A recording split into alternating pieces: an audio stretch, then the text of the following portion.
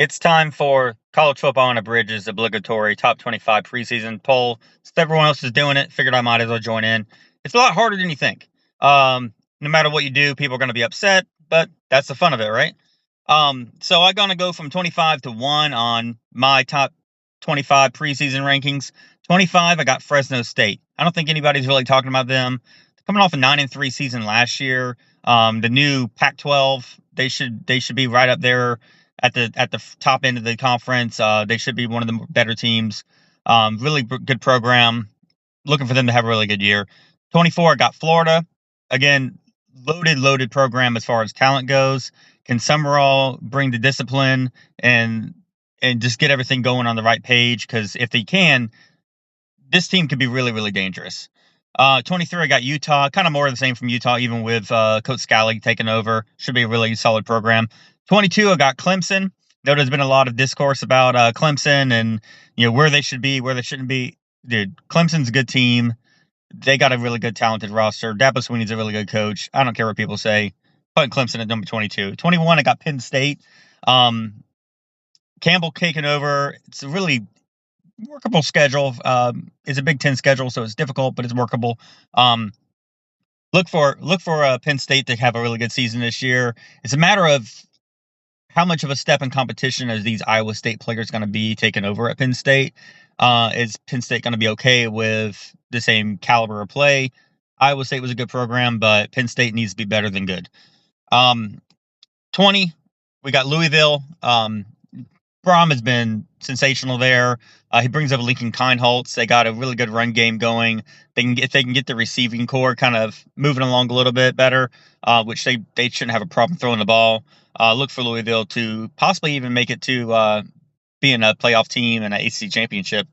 19, you got Iowa, kind of more of the same. Ferentz, Iowa's going to be a really hard-nosed lunch pail Big Ten team.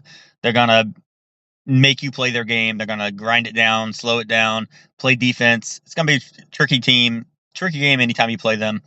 18, we got University of Washington. Despite all the drama with Damon Williams and all that nonsense, this has been a really good program. Jeff Fish has been a really good coach. There was a little bit of talk about him going to Florida. He has some background there back in the Spurrier days.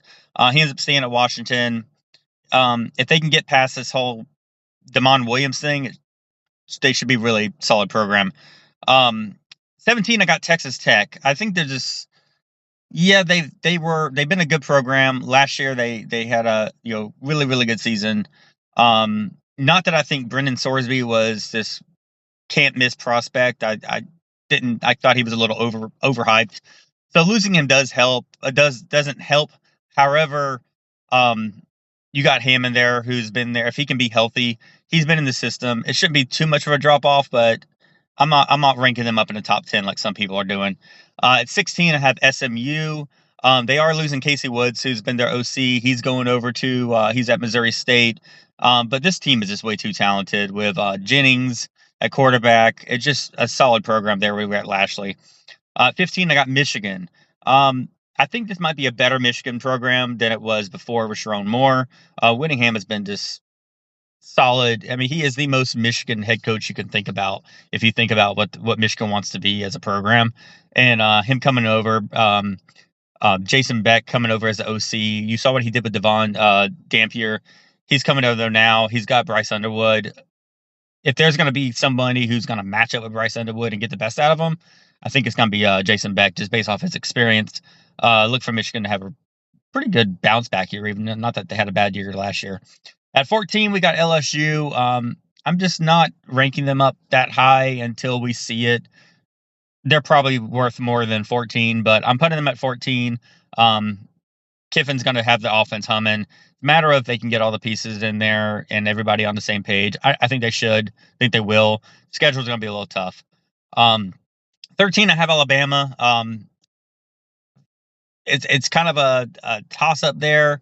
It looks like probably Keelan Russell's going to be probably the starting quarterback there. He didn't have a lot of experience, but he has a lot of talent. If they can get the run game going again, 12, I got USC. I'm really looking forward to seeing USC this year. They got Jordan Maeva coming back They got a lot of pieces in place. They got Gary Patterson running the defense.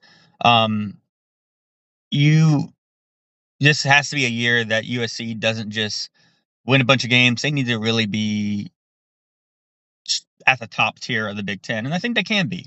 Just got to get all the pieces clicking. At 11, I got BYU. BYU is a sneaky, really good team. Not that they're that sneaky, but um, they cause a lot of problems with people, I think, down the road. Bachmeier coming back for another year, more time in the system. I mean, he was very fresh last year. Looked really good. Look for BYU to kind of dominate the Big 12 as much as you can dominate the Big 12. It's so wide open, but BYU is kind of the top team over there. 10, I have Ole Miss. Um, I need to see a little bit better, more with Golding running the system there. Chambliss has been great. Their team is loaded. Running back room's good. I mean, this is a really good, solid program. And we saw what they did with Golding as a head coach in the playoffs. So are we going to see more of that, or is he going to kind of install his own thing? I think if he's smart, which I think he is, try to keep as much as what you were seeing before last year, and don't try to reinvent the wheel. At 9, got Texas A&M. One of probably my favorite programs going this year. Elko has been a phenomenal coach. They bring back Marcel Harris. He needs to tighten his game up a little bit. When he is on, but then when he's off, he's off. So he really needs to turn back on some of those turnovers. Just ramp up that ability. Like if he can have some Chambliss moments and more consistently Chambliss moments, Texas A&M, despite losing Colin Klein and bringing in the OC, Texas A&M could really, really cause a lot of damage this year. At 8, I have Miami Hurricanes. They're just loaded team in a relatively weak conference. Darian Mensah is going to come over. He's going to be good. I don't know if he's necessarily, super talented guy. Like he's not, I don't know if he's like number 1 draft quality guy coming in there, but he's a really good quarterback. And with the amount of talent they have around him, with Tony and all these guys there, you don't need a really, really good quarterback. You just need a guy who's going to limit mistakes, get it to your guys. 7, I have Oklahoma. Oklahoma could straight out win the SEC this year. It all depends on, can John Mateer stay healthy? Is he back 100% like he was at the beginning of last year, where they looked like they could be really, really scary until he got hurt. So Oklahoma's kind of a good, solid defensive team. And if they can get Mateer going with Ben Arbuckle there, offensive coordinator, look out for Oklahoma. 6, I got Indiana. I wanted to put them a little higher, but it's a lot of turnover. See how Josh Hoover does. I think he might be an upgrade over Mendoza, but we have to see how he does, if he can limit the turnovers as well. It's been really fun as a college football fan to see a program like Indiana, even me talking about them in the top 25, much less in the top 10. But I don't think they're going away anytime soon. It's just a matter of, are they going to have a lull this year? Or are they going to continue the success or improve upon it? I don't know how much more you can improve on going undefeated, winning the championship, but see how the program goes from this point on. 5, I got Notre Dame. Really, really solid program. Upper tier level. Great coaching staff. They got great talent across the board. Great defense. They're just kind of a little bit old school college football, which I don't mind seeing. They're very physical. They're going to run the ball a lot. But they have the talent to pass it around. So we see how this offense looks this year. Losing Jarian Price, losing Jeremiah Love. The running backs going to continue what they have been doing there, which I think they will. But they have talent across the board to kind of do it any way they want. 4, I got Texas. Texas really has no excuse not to just absolutely dominate this year. They have so many good players, so many good coaching staff. Just to boot, they bring over Will Muschamp to run defense. I mean, it's an abundance of wealth. They also got Mark Stoops on his staff too. So it's ridiculous how much talent they have. It's kind of like, if you don't absolutely dominate this year, it's kind of on you. At 3, I got Georgia. Not exactly vintage Georgia, but it's Georgia nonetheless. Kirby Smart always has a good program. Always really sound football.